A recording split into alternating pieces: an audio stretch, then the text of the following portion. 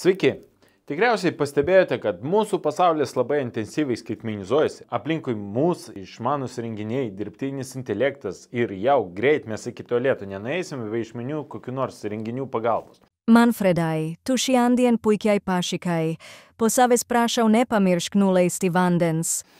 Pas mus išmanus telefonai, išmanus televizoriai, išmanus laikrodžiai, išmanus dantų šepetėliai ir net šioje studijoje yra sumontuotas mažas bevėlis išmanus judesio daviklis, kuris aptikus judesį įjungia išmanias lemputės.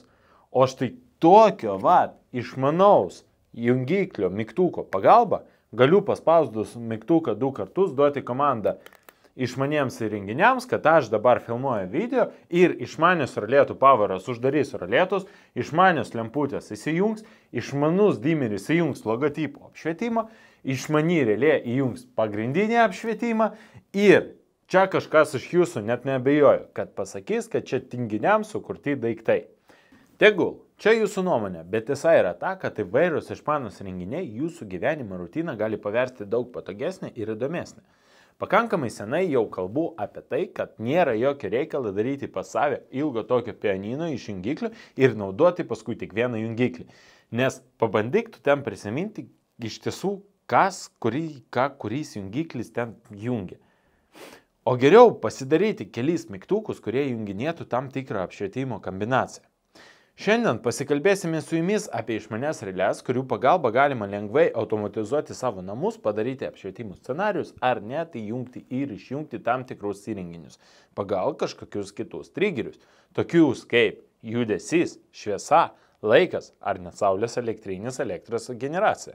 Bet prieš tai tik priminsiu, kad mes atliekame elektros ir silpnų srovių projektavimo ir montavimo darbus ir visi mūsų kontaktai yra šio video aprašyme. Taip pat nepamirškite užprenumeruoti mūsų kanalą, paspausti patinka ir parašyti komentaro, kad YouTube algoritmai geriau rekomenduotų šį video kitiems. Taigi, išmanios rėlės, jos vis populiarėja. Ir jeigu prieš kokius 5 metus vienas mano kolegų galvoja, kaipgi galima čia taip padaryti, kad aš galėčiau nuotoliu išjungti vaiką internetą arba kompiuterį, kad jis ten nesidėtų neribotai. Tai šiandien išmanių realių pagalba galima valdyti praktiškai viską ir visai. Šiandien judesio daviklis, kurio kaina yra 80 eurų, gali tiksliai nustatyti žmogaus buvimo vietą ir pagal tai įjungti tik tos zonos apšvietimo, kurios zonoje randasi tas žmogus. Ir vienam judesio davikliui tokių zonų galima nustatyti net 30. Tai reiškia, kad vienas judesio daviklis gali pakeisti jums 30 skirtingų daviklių. O kaip bonusas, tam tikrų laikų tos išmanus judesio daviklis gali veikti įvairiais režimais.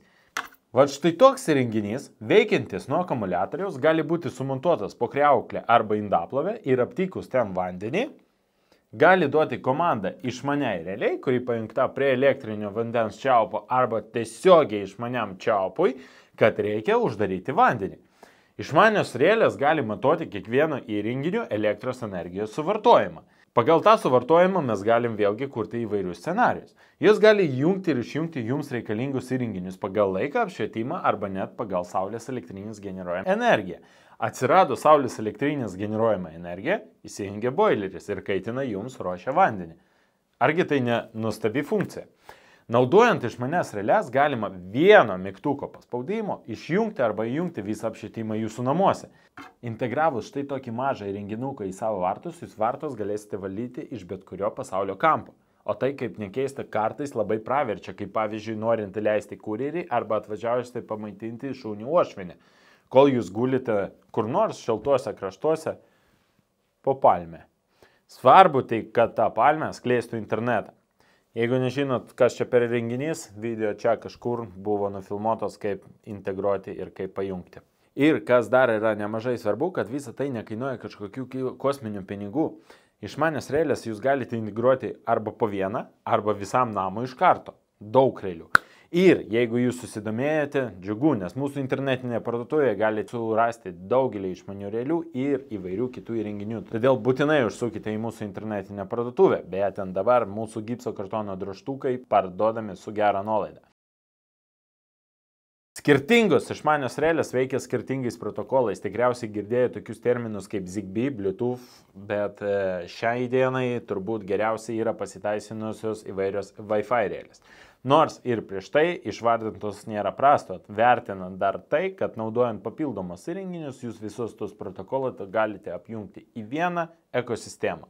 Visos išmanios relės dažniausiai gali būti valdomas tiesiogiai mygtukais arba jungikliais, bet norint jas valdyti nuotoliu arba kurti joms scenarius, tokius kaip pavyzdžiui boilerio įjungimas, kai atsiranda generacija iš saulės, tokiu atveju jums jau reikia tas relės prijungti prie Wi-Fi tinklo.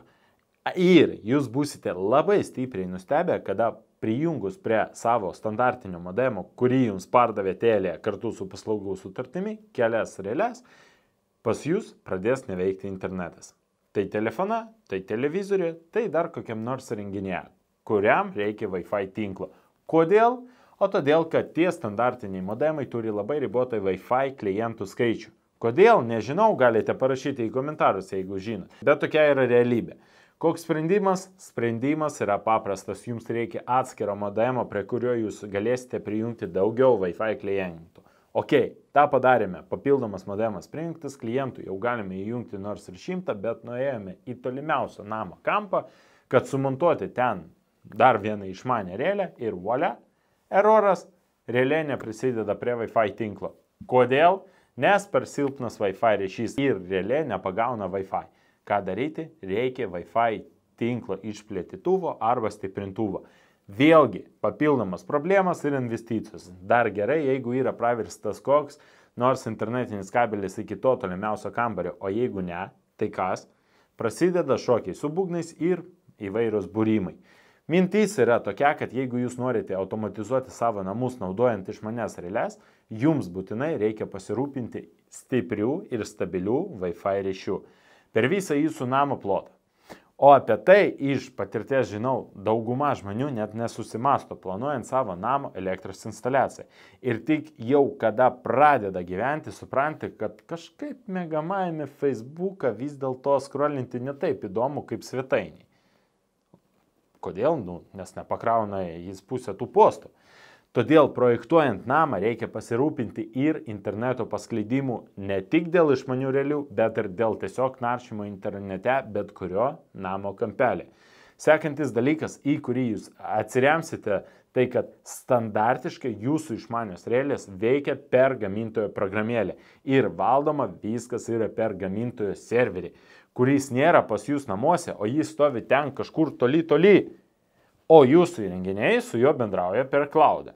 Tai reiškia, kad jeigu jūs suprogramuojate savo išmanų mygtuką, kad paspaudus jį vieną kartą turi įsijungti tam tikri įrenginiai, tai kad tas scenarijus suveiktų, tas mygtukas siunčia komandą į serverį, serveris apdoroja tą komandą ir perduoda ją atgal pas jūs namo tam įrenginiam, kuriam jinai buvo adresuota.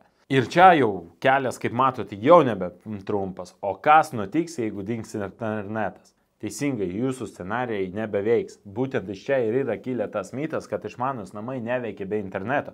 Bet tai ne visai tiesa, pakalbėsime dar apie tai. Be abejo, scenarijus, kad pas jūs dings internetas, yra labai mažai tikėtinas, nes šiai dieną jau po 5 sekundžių, kai dingsta internetas, jūs skambinate savo interneto tiekėjai ir duodate jam velnių. Nes šiai dienai be interneto visi jūsų įrenginiai, tokie kaip telefonas, planšetė, televizorius ir kompiuteris, pasidaro tiesiog dekoracijos elementų, su kurio praktiškai nėra ką veikti, ką nuveikti, ką su juo daryti be interneto iš tiesų. Bet nutikus tokiems dalykams kaip interneto dingimas tikrai gali atsirasti tam tikro diskomforto, kuriuo metu neveiks scenarijai, prie kurių jūs jau pripratote. Gera žinia yra ta, kad šioje vietoje sprendimas irgi yra specialūs išmanių namų serveriai, kuriuos jūs galite integruoti savo išmanius įrenginius ir visus scenarijus sukurti šiame serveryje. Ir daugiau nebebūsite priklausomi nuo interneto ryšį ir jo kokybės, nes visi jūsų įrenginiai veiks jūsų vidinėme tinkle ir jiems nėra būtina bendrauti su išoriniu internetu. Su išoriniu internetu jam reikia bendrauti tik tada, kai jūs norite valdyti ir stebėti savo namus iš išorės. Tai yra nebūnant tuo momentu namuose. O kaip bonusas, į šį serverį jūs taip pat galite integruoti savo išmanius įrenginius, tokius kaip kondicionieriai, rekuperatoriai, katilai, robotai siurbliai, vėjos robotai, signalizacijos kameros ir taip toliau. Ir tuos visus įrenginius dabar integravus, jūs galite padaryti, kad jie tarpusavį sąveikautų ir taip pat jūs juos visus galite kontroliuoti ir stebėti per vieną aplikaciją. O tai reiškia, kad daugiau jums nebereikės kiekvienam iš tų įrenginių turėti po atskirą programėlį. Taigi, išmanos relės, mano manimu, yra labai naudingas dalykas, kuris perkelia elektros instaliaciją į naują lygį.